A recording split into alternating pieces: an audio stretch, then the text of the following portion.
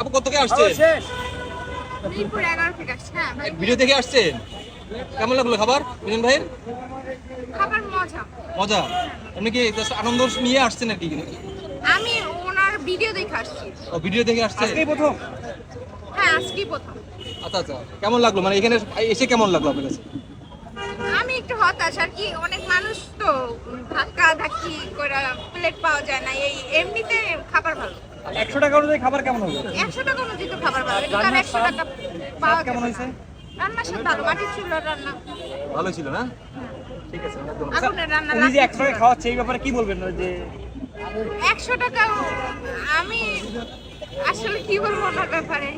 ঢাকা শহরে এক এরকম গ্লাস পানিও 100 ফ্রি টাকা পাওয়া পাওয়া যায় যায় না। 100 টাকা তো পাওয়া যায় না। 100 টাকা গরুর গোশত অসম্ভব।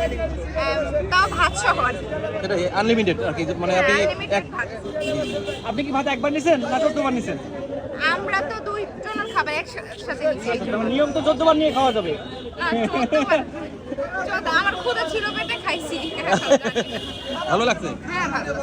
ঠিক আছে।